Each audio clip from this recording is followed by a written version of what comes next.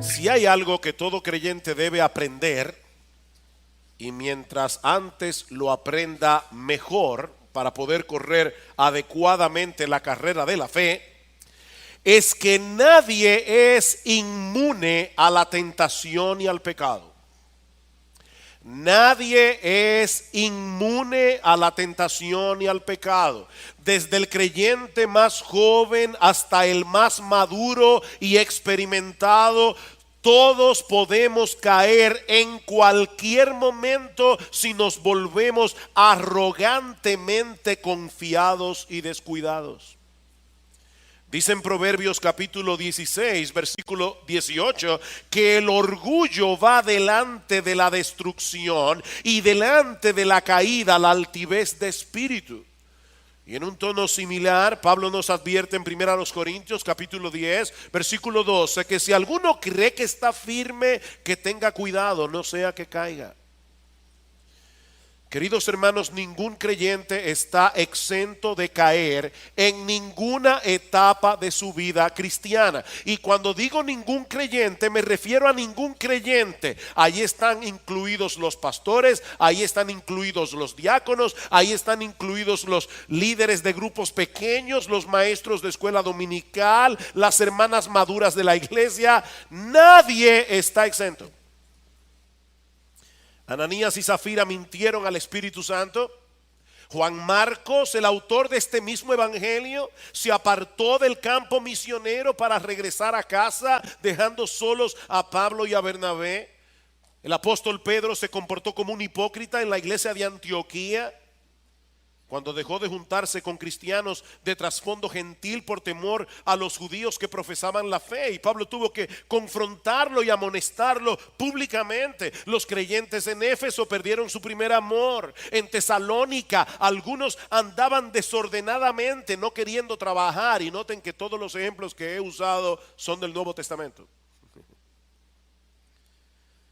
Podría continuar citando ejemplos tras ejemplos de hombres y mujeres que se encontraban en la misma etapa en que nosotros nos encontramos en la historia de la redención, con el Espíritu Santo morando permanentemente en ellos, y aún así fueron derrotados en algunas batallas puntuales en sus luchas contra el pecado.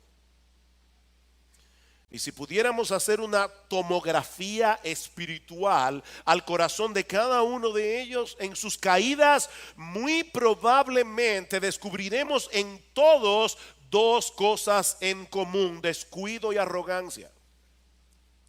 O si quieren ponerlo de otra forma, todos ellos fueron infectados con un arrogante descuido.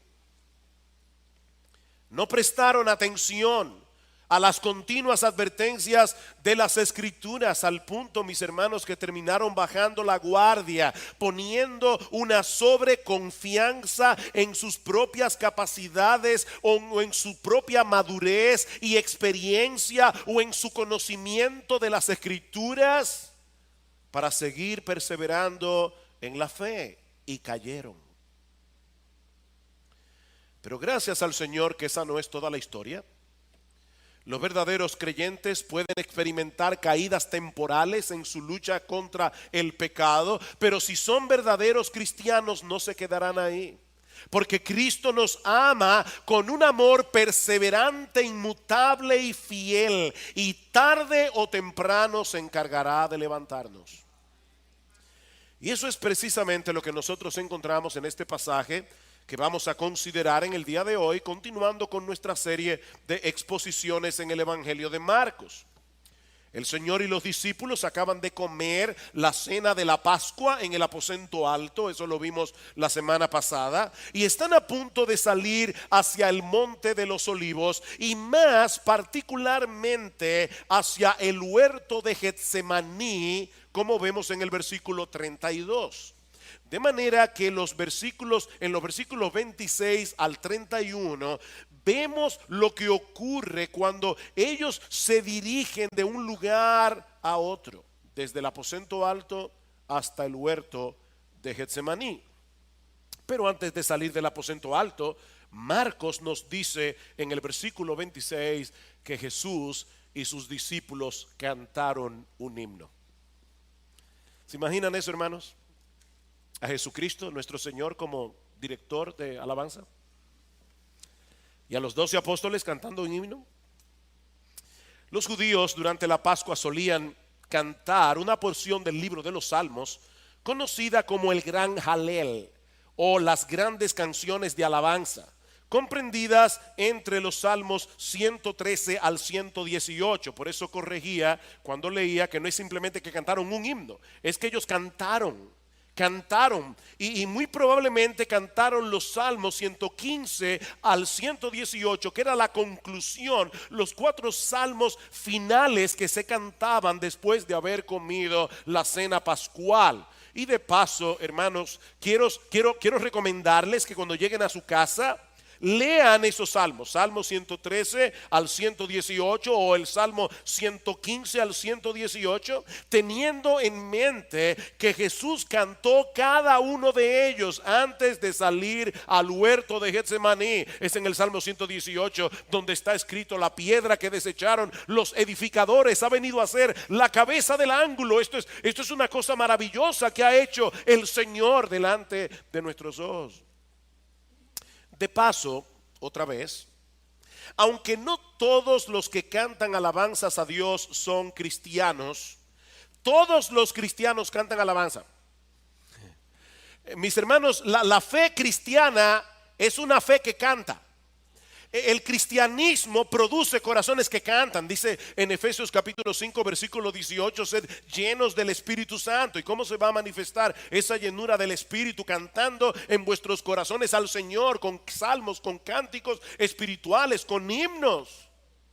Los cristianos verdaderos cantan. No todos los que cantan son cristianos verdaderos, pero todos los cristianos verdaderos cantan, porque no hay una forma en que nosotros podamos expresar con emoción lo que nosotros tenemos en el corazón por causa de nuestro bendito Señor y Salvador Jesucristo, que se pueda expresar únicamente en prosa. Los cristianos cantan. Ahora, volviendo a nuestra historia, estamos en el aposento alto. Ya Judas había salido a encontrarse con los principales sacerdotes para entregarles a Jesús, de manera que en unas pocas horas el Señor tendría que enfrentarse con esta trama diabólica que iba a desembocar en la cruz. Pero antes de llegar al huerto de Getsemaní, mientras van caminando bajo la sombra de la noche, el Señor revela a sus discípulos la chocante y al mismo tiempo consoladora predicción que encontramos en los versículos 27 y 28. Vean conmigo una vez más el versículo 27. Jesús les dijo: todos vosotros os apartaréis. Y el Evangelio de Mateo en el pasaje paralelo dice: por causa de mí. Todos vosotros os apartaréis por causa de mí, porque escrito está: heriré al pastor y las ovejas se dispersarán. Recuerden que durante la cena del Señor ya Él les había revelado que en medio de ellos había un traidor. ¿Recuerdan? Uno de vosotros me va a entregar. Ahora, si aquel anuncio tiene que haberles caído como un rayo en el corazón, este tiene que haber sido 1000 veces peor. No solo hay un traidor en el grupo, sino que todos ustedes, sin ninguna excepción, y el Evangelio Mateo añade en el pasaje paralelo: esta misma noche, todos ustedes, sin excepción, esta misma noche se apartarán de mí. La palabra griega que se traduce como apartarse significa literalmente caer en una trampa, tropezar. Es la palabra griega escandalizo, de donde proviene nuestra palabra en español escandalizarse. Todos ustedes serán tan fuertemente zarandeados y sacudidos en esta misma noche por lo que está a punto de sucederme, que se agrietarán los cimientos de la fe y de la confianza que hasta ahora han depositado en mí como el Mesías. Todos sin excepción se apartarán de mí. Todos negarán tener cualquier tipo de vinculación conmigo. Todos se avergonzarán de conocerme. Todos me dejarán solo esta noche. El Señor no está hablando de algo que va a suceder dentro de unos años, ni siquiera dentro de unos meses. No. La fidelidad que hasta ahora han demostrado tener hacia mí quedará hecha polvo en esta misma noche, porque eso ya fue profetizado hace 500 años atrás. Porque escrito está: heriré al pastor y las ovejas se dispersarán. Eso está escrito, dice el Señor. Esta es una profecía que se encuentra en Zacarías capítulo 13 versículo 7, en el contexto de un pasaje más amplio en el que Dios promete proveerle a su pueblo perdón y purificación a través de la muerte de ese pastor que se menciona aquí. Heriré al pastor, heriré al pastor. Ahora, ¿quién es este pastor? ¿Y quién es el que hiere al pastor? Bueno, unos versículos antes, en Zacarías capítulo 12 versículo 10, recuerdan, esta profecía se encuentra en Zacarías capítulo 13 versículo 7, pero unos versículos antes, en Zacarías 12, 10, Dios anuncia a través del profeta que Él derramaría sobre la casa de David y sobre los habitantes de Jerusalén espíritu de gracia y de súplica. Es decir, yo voy a traer por la gracia del Espíritu Santo una obra tal que en Israel muchos se arrepentirán. Pero entonces añade: y me mirarán a mí, a quien han traspasado. Perdón, hermanos, pero esto es importante. ¿Quién está hablando aquí? ¿Quién es el que está hablando? No estén tímidos. ¿Quién es el que está hablando? Dios. Estamos en el Antiguo Testamento. ¿Y qué está diciendo Dios aquí? Dios está diciendo: yo voy a enviarles mi Espíritu Santo. Ese espíritu va a generar en ustedes un espíritu de súplica. Ustedes van a arrepentirse. De hecho, más adelante dice: llorarán como el que llora por la muerte de un primogénito. Ustedes se van a doler por causa de su pecado. Pero entonces ahora dice que ese arrepentimiento se va a producir cuando ustedes miren hacia mí, a quien han traspasado. ¿A Dios? Mis hermanos, nadie puede herir a Dios a menos que Él tome para sí un cuerpo de carne.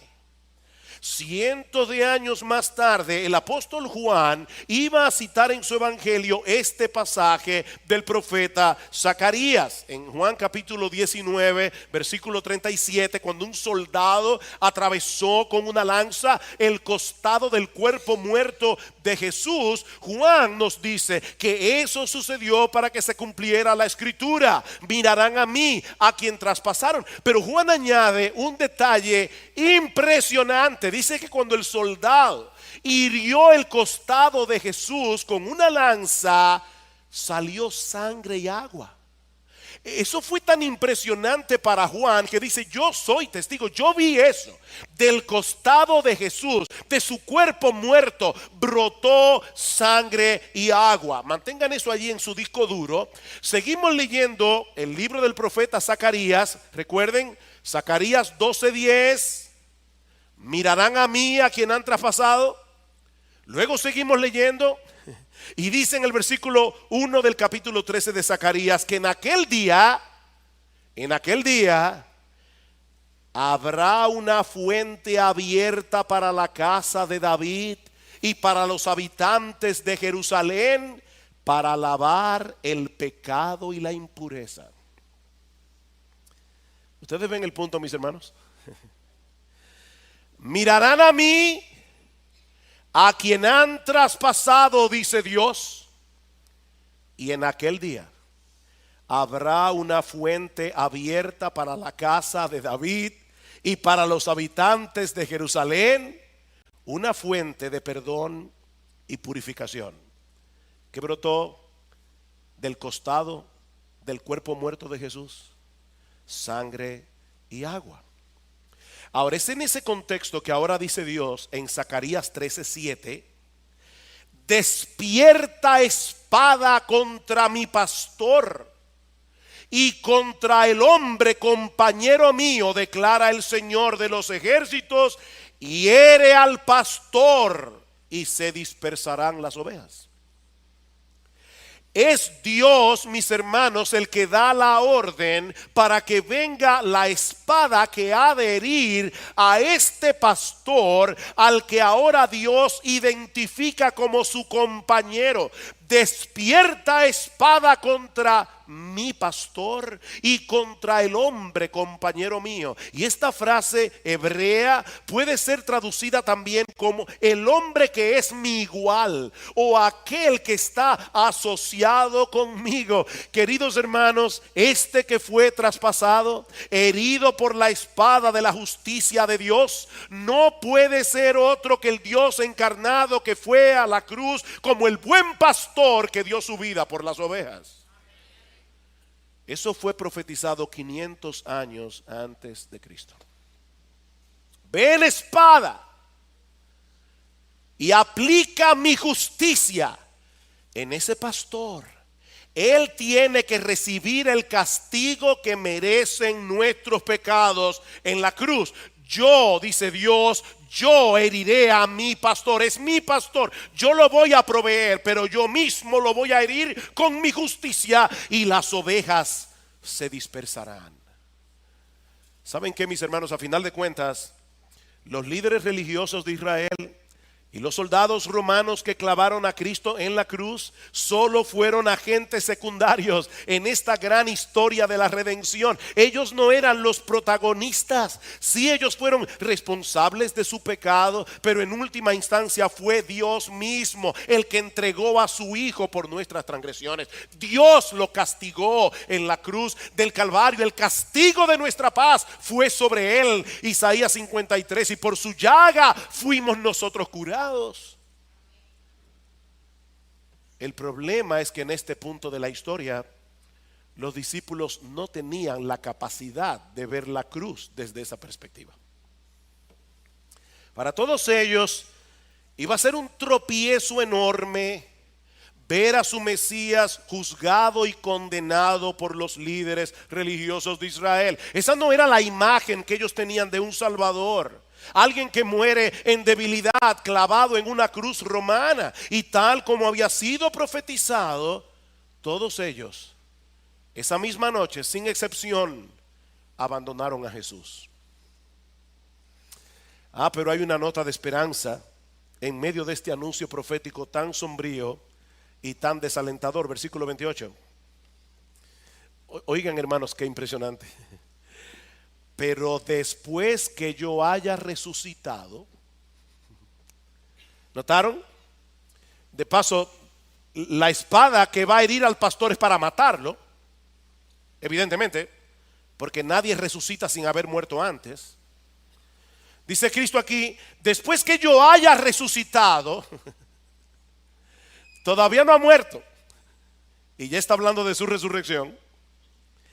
Iré delante de vosotros a Galilea. Wow. El Señor está profetizando que Él va a resucitar, Él será levantado de los muertos, pero también está profetizando la recuperación espiritual de los discípulos. El buen pastor de las ovejas congregaría de nuevo a su rebaño, que lo iban a abandonar. Dice: no se preocupen, yo los voy a congregar otra vez. Yo soy el buen pastor, yo guardo a mis ovejas, yo los voy a cuidar, los voy a proteger, yo los voy a reunir otra vez en torno a mí. En la región de Galilea, en el mismo lugar donde los llamó originalmente para ser suyos. ¿Recuerdan? Cuando caminaban por el mar de Galilea, Jesús le dijo a Pedro, a Juan, a Jacobo, a Andrés: síganme, allá me encontraré con ustedes, allá los reuniré. Y será precisamente en esa reunión donde Cristo comisionaría a estos discípulos a hacer otros discípulos en todas las naciones, bautizándolos en el nombre del Padre y del Hijo y del Espíritu Santo, como vamos a hacer nosotros esta noche. enseñándoles que guarden todas las cosas que os he mandado. Y he aquí, yo estoy con vosotros todos los días hasta el fin del mundo. Sí, los verdaderos creyentes pueden tener caídas, pero mis hermanos, nosotros tenemos un gran Salvador que no dejará caído al justo. Él no dejará caído al justo. Todos ustedes se apartarán esta noche de mí cuando me vean padecer en debilidad, pero voy a levantarme de los muertos y a congregarlos de nuevo en torno a mí en la región de Galilea. Queridos hermanos, es imposible, es absolutamente imposible que un verdadero creyente se pueda perder y terminar en el infierno, porque nuestra salvación a final de cuentas no depende de ti y de mí, depende de Él. Mis ovejas oyen mi voz, dice el Señor en Juan capítulo 10 versículo 27. Y yo las conozco y me siguen, y yo les doy vida eterna y no perecerán jamás, ni nadie las arrebatará de mi mano. Mi Padre que me las dio es mayor que todos, y nadie las puede arrebatar de la mano de mi Padre. Mis hermanos, déjenme hacerles una pregunta. ¿Desde cuándo sabía Cristo que todos sus discípulos lo iban a abandonar esa noche?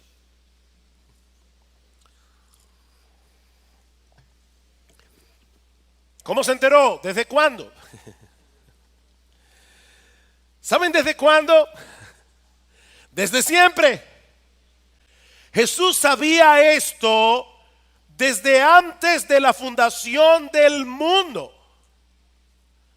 Y aún así los escogió. No solo para salvación, los escogió para ser sus apóstoles. Los escogió para que ellos pusieran el fundamento sobre el cual Él habría de edificar a su iglesia. Mis hermanos, ¿saben lo que eso nos enseña? Que el amor de Cristo no solo es eterno, es incondicional. Él nos conoce.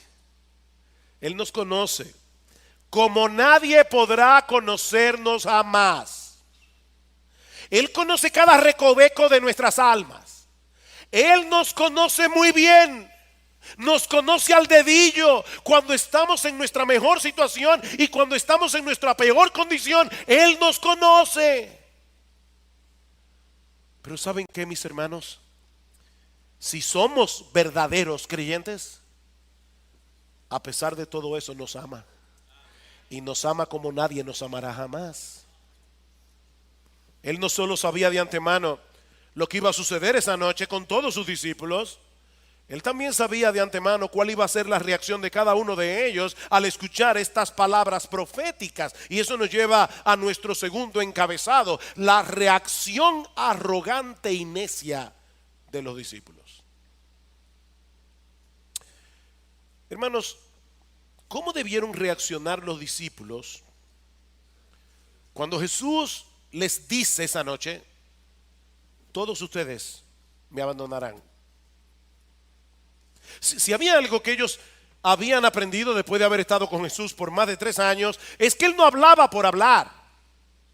Si había algo que ellos sabían del Señor Jesucristo, es que Él era absolutamente veraz, Él era absolutamente confiable. Y por si todo esto fuera poco, Jesús acaba de hacerles ver que esta caída temporal había sido profetizada hacía 500 años atrás. ¿Saben lo que ellos debieron haber hecho? Haber pedido perdón de antemano. Los discípulos debieron haberse puesto a temblar esa noche y sentir un peso sobre sus conciencias por causa de su propia pecaminosidad, por causa de su cobardía. Oh Señor, qué terrible es saber que en nosotros existe la capacidad de traicionarte de ese modo. Por favor, Señor, perdónanos, ten misericordia de nosotros, líbranos del mal. Eso es lo que ellos debieron haber hecho, pero no fue lo que hicieron. Versículo 29. Entonces Pedro le dijo: aunque todos se aparten, yo Sin embargo, no lo haré. El anuncio los incluía a todos. Todos ustedes me abandonarán, pero siempre Pedro, ¿verdad?, toma la voz cantante. Hay una doble arrogancia aquí, de parte de Pedro. Por un lado, Pedro se coloca a sí mismo por encima del resto de los apóstoles. Bueno, Señor, yo no puedo hablar por ellos. Pero en lo que a mí respecta, yo nunca te negaré. Ahora, Pedro no solamente se estaba colocando por encima del resto de los apóstoles, él se estaba colocando por encima de Cristo y por encima de las Escrituras. Miren, mis hermanos, de verdad, yo leía esto y decía, wow, pero no que arrogante es Pedro, no, lo que yo decía, que arrogantes somos nosotros.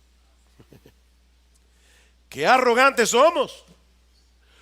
Todos ustedes se apartarán de mí esta noche, porque escrito está. No. Excúsame, Señor. Pero eso no es posible. Puede ser que estés interpretando mal la profecía de Zacarías. Yo no sé. Lo único que yo sé es que sería incapaz de traicionarte de ese modo. Aunque honestamente yo no sé lo que harían los demás. En el texto paralelo, en el Evangelio de Lucas, hay un detalle que no aparece ni en Mateo ni en Marcos. Y es que Cristo le dice a Pedro de manera particular: Simón, Simón, se llama Simón Pedro. Simón, Simón, he aquí Satanás os ha pedido, no solo a Pedro, sino a todos los discípulos, Satanás os ha pedido para zarandearos como a trigo, pero yo he rogado por ti que tu fe no falte, y tú, una vez vuelto, cuando te arrepientas de tu pecado, confirma, fortalece a tus hermanos. ¿Tú te imaginas eso? Que alguien te diga con toda certeza: mira, déjame decirte algo, Satanás te pidió para zarandearte. Y ¿sabes qué? Dios le dio permiso. Uy, eso es como para ponerse a temblar. Zacarías lo profetizó. Pedro, yo te estoy diciendo que eso es precisamente lo que esa profecía significa, y ahora te estoy revelando que ahí en el cielo, en una parte que tú no puedes ver ni entender, Satanás le ha pedido permiso a Dios para zarandearlos a todos ustedes esta noche, y Dios le concedió el permiso. No, Señor. Es que ni el mismo Satanás puede hacerme que yo te traicione. Mis hermanos, de verdad, este es el colmo de la arrogancia y de la insensatez. Pero el Señor es tan paciente que en vez de desechar a Pedro, le dice: Pedro, déjame darte algunos detalles adicionales. Versículo 30. Y Jesús le dijo: en verdad te digo que tú hoy, esta misma noche, antes que el gallo cante 2 veces, me negarás 3 veces. Wow. Esta profecía no podía ser más específica. Escuchen cada palabra otra vez.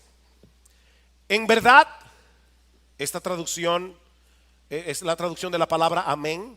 El texto original dice amén.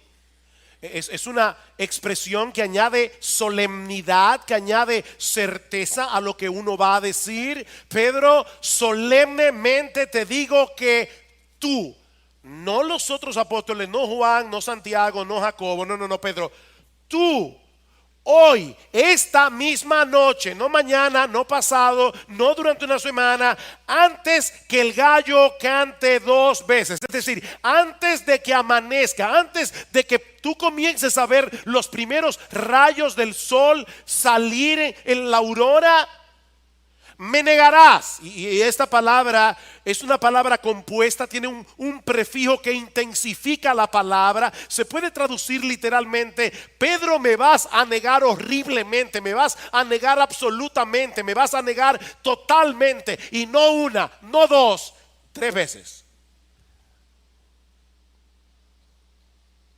Era como si el Señor estuviera acorralando a Pedro para hacerle ver el peligro en que estaba. ¿Y saben qué? Ni aún así Pedro entró en razón. Versículo 31. Pero Pedro con insistencia, esa palabra significa más vehementemente. La idea no es tanto la de insistir, sino la profusión de palabras y el tono en que esa palabra se pronuncia. ¿Tú has visto esas personas que para ganar una argumentación hablan y hablan y hablan y hablan en un tono bien enérgico para convencer al otro por cansancio? ¿Han oído eso? Eso es lo que Pedro está haciendo aquí. Pero Pedro con insistencia repetía: aunque tenga que morir contigo, no te negaré.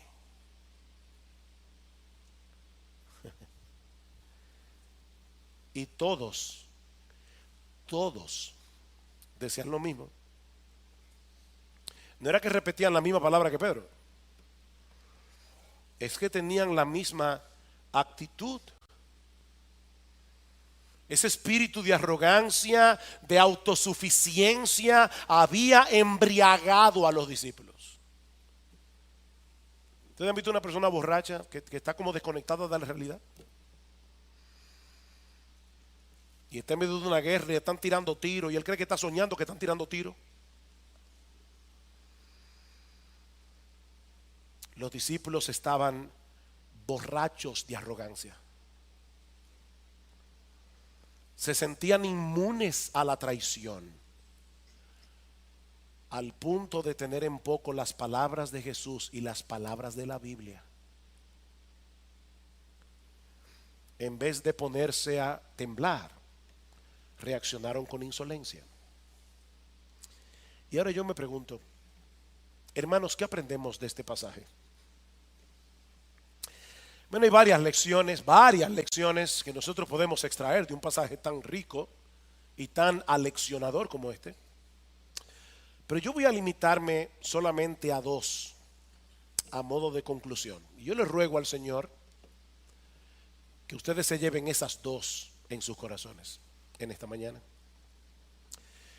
La primera es esta. Este pasaje nos enseña que en medio de la tentación, la sinceridad de nuestro amor por Cristo será completamente inútil y vano si no descansamos por completo en la gracia preservadora y capacitadora de Dios. Voy a repetir eso otra vez. Este pasaje nos enseña que en medio de la tentación, la sinceridad de nuestro amor por Cristo será completamente inútil si no descansamos por completo en la gracia preservadora y capacitadora de Dios. Déjenme hacerles otra pregunta. Cuando Pedro pronunció las palabras del versículo 29 y luego las que repetía vehementemente en el versículo 31, estaba siendo sincero. Pedro estaba siendo sincero. ¿Él de verdad quería decir lo que estaba diciendo o Pedro estaba actuando esa noche como un perfecto hipócrita? No, mis hermanos, personalmente yo creo que Pedro era sincero. Es obvio que era sincero. Su amor por Jesús era real.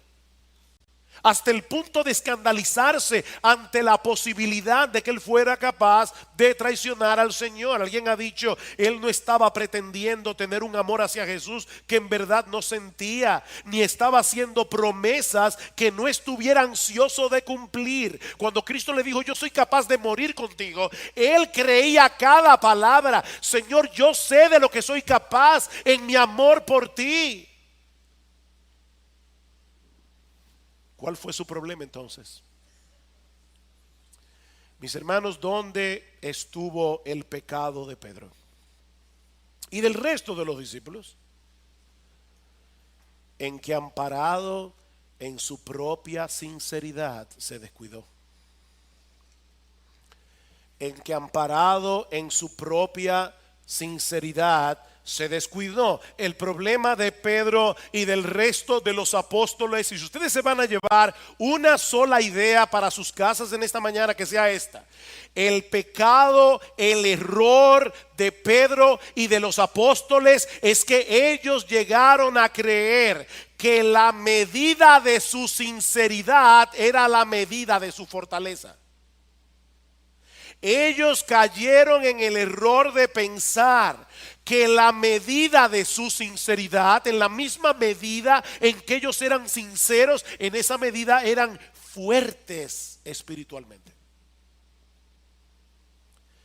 Cayeron en la trampa de creer que así como eran de sinceros, así también eran de fuertes.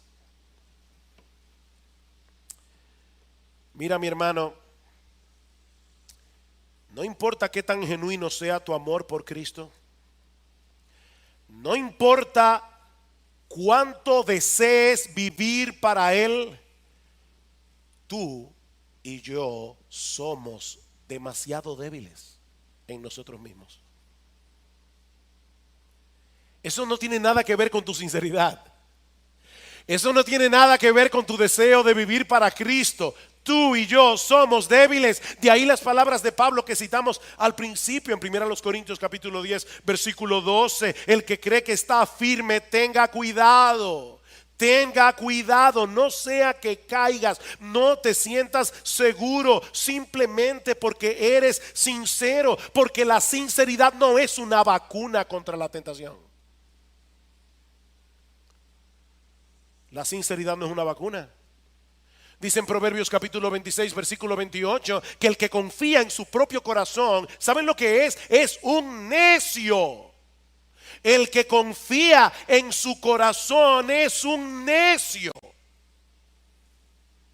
¿Ustedes recuerdan cuando Cristo les dijo a los apóstoles, uno de vosotros me va a entregar? ¿Cómo reaccionaron ellos en ese momento? ¿Verdad que no soy yo, Señor? Todos ellos comenzaron a experimentar una saludable autodesconfianza, como veíamos el domingo pasado. Pero ¿qué pasó aquí? Miren, mis hermanos, la Biblia dice que el pecado todavía mora en nosotros, y aunque el pecado ya no es nuestro rey, el pecado ya no nos domina a su antojo como nos dominaba antes. El pecado sigue siendo un enemigo de temer, y si te descuidas, caerás. Juan Carlos Rael, un gran siervo de Dios del siglo XIX, decía esto: hay mucha más maldad en nuestros corazones de la que sabemos. ¿Tú oíste eso? Hay mucha más maldad en nuestros corazones de lo que sabemos. Hay momentos cuando el Señor permite que se descorra un poco el velo y uno pueda ver lo que hay dentro del corazón. Yo no sé ustedes, hermanos, pero cuando yo puedo mirar un poquito dentro del mío, me espanto. Cuánta basura, cuánto pecado, cuánta iniquidad.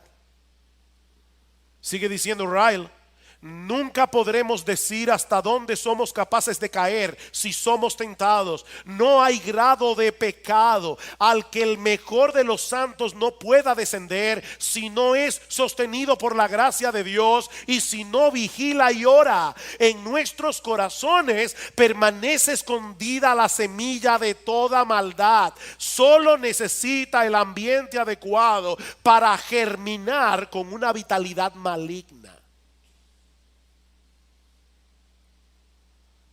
Ese eres tú. Ese soy yo. Eso es lo que dice la Biblia.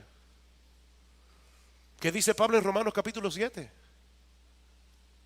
Cuando quiero hacer el bien es que yo descubro esta ley, que el mal está en mí. ¿Oyeron eso? Cuando yo descubro, cuando yo quiero hacer el bien. Pablo está diciendo, yo me puedo poner a ver televisión, yo puedo ponerme a leer el periódico y yo no me doy cuenta de eso, pero cuando yo quiero hacer el bien, cuando yo quiero hacer algo bueno, ahí es que yo descubro, y la palabra ahí es eurisco. ¿Recuerdan a Arquímedes cuando descubrió el principio aquel que se metió en la bañera, toda esa leyenda que dice que él dijo: eureka, lo he descubierto? Esa es la palabra que usa Pablo allí. Cuando yo me dispongo a hacer el bien, ahí es que yo descubro que el mal está en mí.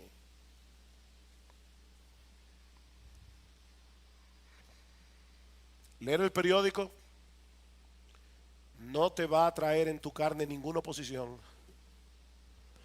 Trata de leer la Biblia. Trata de ponerte a orar y verás ese principio de maldad obrando en tu corazón. Mis hermanos, ¿cómo podemos saber si hemos caído en esa seguridad carnal que precede a la caída? ¿Cómo nosotros podemos identificar que nosotros estamos siendo arrogantemente descuidados? Déjenme darles algunas señales. En primer lugar, cuando dejamos de suplicar ferviente y diariamente a Dios que nos preserve del mal. ¿Recuerdan cuando Jesús fue con sus discípulos al huerto de Getsemaní? ¿Qué les dijo el Señor? Velad y orad para que no entréis en tentación. Velad y orad, manténganse vigilantes, oren, no dependan de ustedes mismos, porque el espíritu está dispuesto, pero la carne, no esta piel, la carne, nuestra naturaleza humana es débil.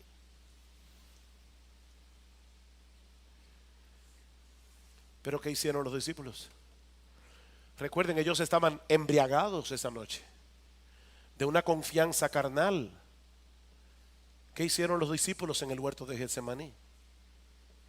Se pusieron a descansar y a dormir, cuando ya Cristo les había dicho: el diablo os ha pedido para zarandearos como a trigo. Yo voy a orar, yo voy a descansar un rato. Yo voy a dormirme un rato.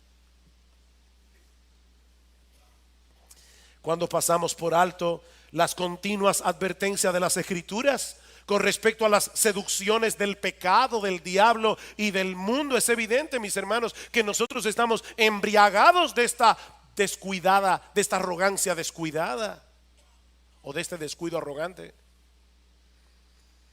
Mi hermano, ¿tú crees lo que la Biblia dice cuando dice en primera de Pedro capítulo 2 versículo 11? Hermanos, yo os ruego como extranjeros y peregrinos que os abstengáis de los deseos carnales que batallan contra el alma. ¿Tú crees eso? ¿Tú crees que es verdad lo que dice el apóstol Pedro? Sed sobrios y velad, porque vuestro adversario el diablo, como león rugiente, anda alrededor buscando a quien devorar. No a quien hacerle cosquillas, a quien devorar. ¿Tú crees eso? Cuando nos creemos lo suficientemente maduros como para caminar cerca de las tentaciones, es obvio, hermanos, que hemos sido embriagados con esta confianza carnal. Cuando escuchamos que otros han caído y nos sentimos superiores en vez de llenarnos de temor. ¿Qué dice el apóstol Pablo en Gálatas capítulo 6 versículo 1? Si alguno fuere sorprendido en alguna falta, vosotros que sois espirituales, restauradle, pero con espíritu de mansedumbre, no sea que tú también seas tentado. No te olvides que tú eres de la misma masa que él. Tú no eres superior. Yo no entiendo cómo es posible que un cristiano. Yo lo entiendo. Yo lo entiendo muy bien porque conozco mis propias corrupciones. Tiembla, mi hermano, tiembla cuando escuches que otro cae, porque el próximo puede ser tú. Cuando descuidamos las Escrituras, como un medio de gracia provisto por Dios para guardarnos y librarnos del mal. Eso es evidencia de que estamos embriagados de descuido carnal. ¿Qué dice el Salmo 1? Bienaventurado el varón que medita en la ley de Jehová día y noche. Será como árbol plantado junto a corrientes de aguas, que da su fruto a su tiempo y su hoja no cae. O el Salmo 119: ¿con qué limpiará el joven su camino? Con guardar tu palabra. En mi corazón he guardado tus dichos para no pecar contra ti. Oh Señor, dame tu palabra. Dame tu palabra porque yo soy muy débil. Mis hermanos, de verdad, este es un pasaje muy sobrio. El que manifiesta esos peligrosos síntomas y no los corrige a tiempo, con toda seguridad caerá y vendrá a ser una deshonra para el nombre de Cristo. Vendrá a ser una deshonra para el nombre del Señor y el Evangelio. Oh, mi querido hermano, mi querida hermana, en tu lucha contra el pecado, nunca cometas el error de pensar que la medida de tu sinceridad es la medida de tu fortaleza. No cometas ese error. Pero este pasaje nos muestra también, en segundo lugar, la constancia y eficacia del amor y el poder de Cristo para proteger y sostener a sus genuinos pero débiles discípulos. Voy a repetir eso otra vez. Este pasaje nos muestra, en segundo lugar, la constancia y eficacia del amor y el poder de Cristo para proteger y sostener a sus genuinos y al mismo tiempo débiles discípulos. Miren, mis hermanos, la caída de Pedro esa noche fue estrepitosa. Todos cayeron, pero ninguno lo negó como Pedro. Pedro llegó a maldecir y a jurar que él no tenía ninguna relación con Cristo. ¿Ustedes imaginan eso? Al apóstol Pedro diciendo: maldígame Dios si yo estoy mintiendo, yo no conozco a ese hombre. Wow. Y por si acaso, mi hermano, no digas: oye, yo no entiendo. Mira, déjame decirte una cosa: tú y yo negamos a Cristo un montón de veces al día.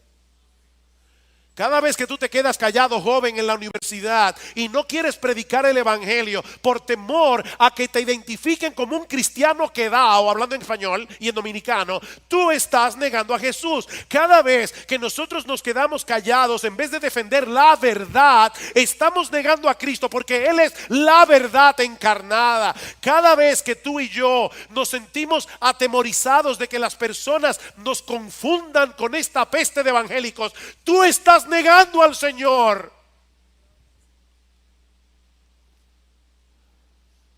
Así que cuidado con ahora mirar al pobre Pedro como un bárbaro por lo que hizo esa noche. Pedro llegó a maldecir y a jurar: yo no conozco a ese hombre. Pero ¿saben qué?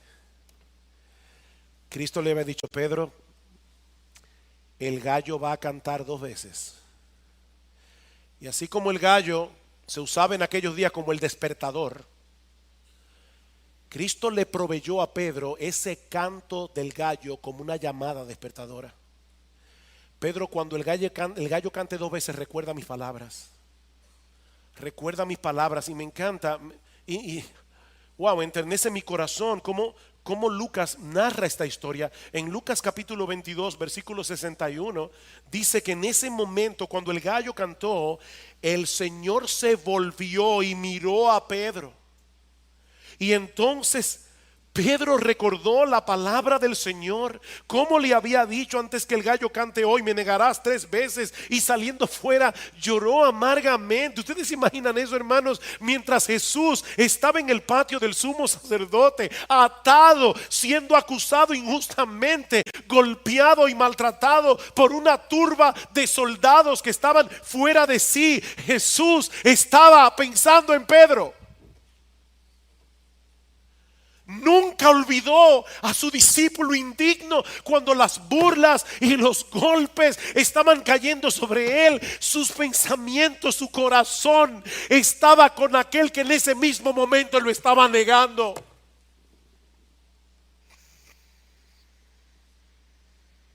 Wow.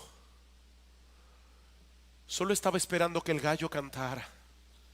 Y en medio de los golpes y en medio de las burlas, Cristo se volvió y miró a Pedro.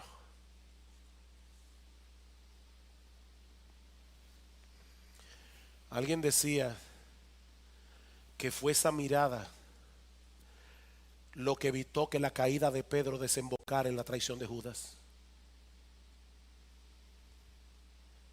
Fue esa mirada. Definitivamente, mis hermanos, nadie nos conoce como Cristo, pero nadie nos ama como Él. Nadie. Y aquí cito a Ryle otra vez: alentémonos con el pensamiento de que el Señor Jesús no repudia a su pueblo creyente a causa de sus errores e imperfecciones. Él conoce bien cuáles son. Los toma como el esposo toma a la esposa, con todas sus manchas y defectos, y una vez unidos a Él por la fe, nunca los repudiará. Es un sumo sacerdote misericordioso y compasivo. Se gloría en pasar por alto las transgresiones de su pueblo y encubrir sus muchos pecados. Ese Cristo sabe lo que ellos eran antes de la conversión: malvados, culpables y sucios, pero aún así los amó. Y Él sabe lo que serán después de la conversión: débiles, con equivocaciones, frágiles, pero sin embargo los ama. Él se ha comprometido a salvarlos a pesar de sus errores, y Él, dice Israel, cumplirá su compromiso. Qué amor, qué amor. Oh, mi hermano, yo no sé cuál es la condición en que se encuentra tu alma en este momento, pero si eres un creyente genuino, tú necesitas recordar que en Cristo hay perdón y restauración. Dice el autor de la epístola a los Hebreos que nuestro Señor Jesucristo puede salvar perpetuamente a los que por Él se acercan a Dios, viviendo siempre para interceder por ellos. ¿Recuerdan Pedro? Satanás os ha pedido para zarandearos como a trigo, pero yo he rogado por ti. ¿Sabes qué, mi hermano? Cristo todavía está rogando, está intercediendo por cada uno de los suyos. Yo no entiendo eso, pero me resulta muy consolador saberlo.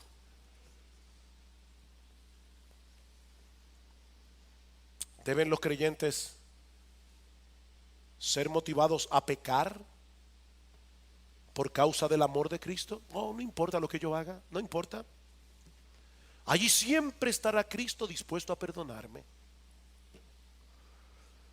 No, por supuesto que no. Si alguien piensa de ese modo es porque no conoce la gracia de Dios en Cristo. El que piensa de esa manera nunca ha sentido la amargura del pecado después de haber experimentado la dulzura del perdón. Una persona que piensa así no es cristiano. Para el verdadero cristiano, el perdón de Dios nunca es un combustible para seguir pecando, jamás. Ese perdón es más bien un aliento para seguir corriendo la carrera con más resolución y con una mayor gratitud. Dice el profeta Isaías que los que esperan en el Señor renovarán sus fuerzas, se remontarán con alas como águilas, correrán y no se cansarán, caminarán y no se fatigarán. Así que levántate, mi hermano, levántate. Sigue corriendo la carrera, descansando enteramente en la bendita gracia de Dios, porque en Cristo encontramos una fuente inagotable de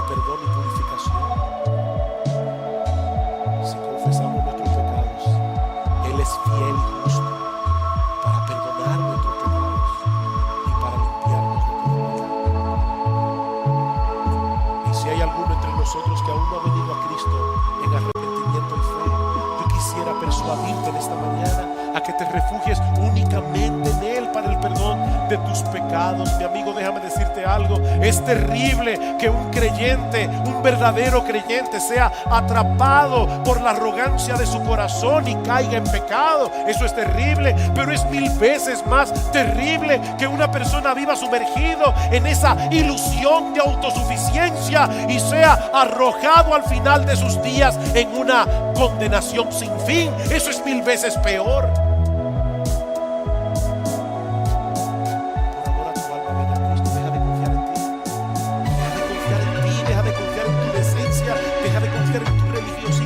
Deja de confiar en tus buenas obras.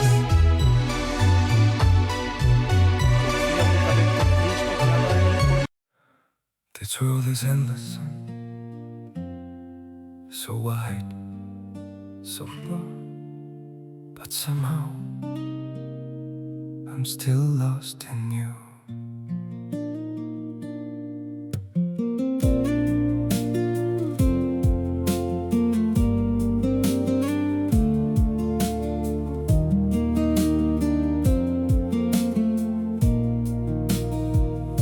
The streets are full of moving shadows, countless places I could go. City shining, people passing, yet I still feel so alone. Every road keeps leading nowhere, every sky feels cold and blue. In this world so vast and open, I'm still lost in missing you. The world is wide, so wide before me, but I keep losing my way. Somewhere in the endless distance, your memory makes me stay.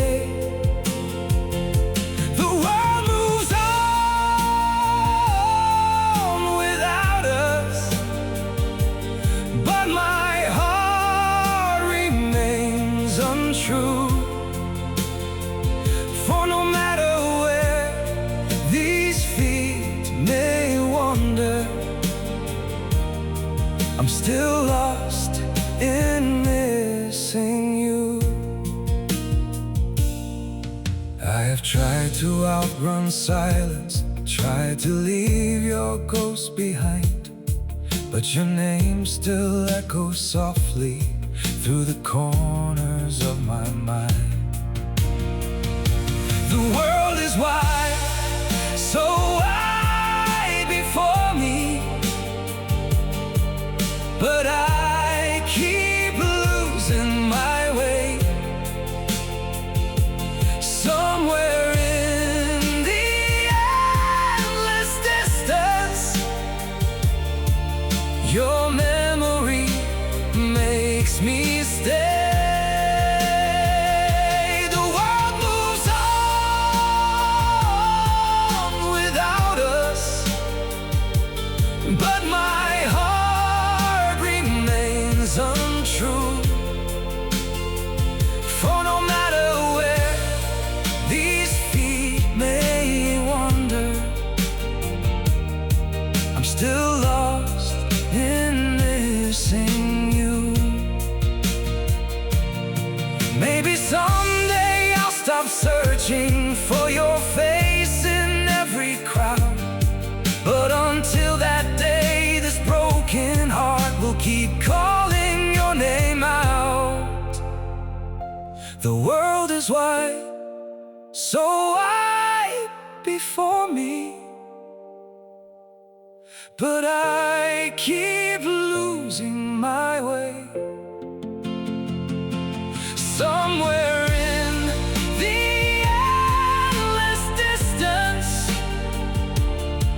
your memory makes me stay. The world moves on without us, but my heart remains untrue. For no matter where these feet may wander,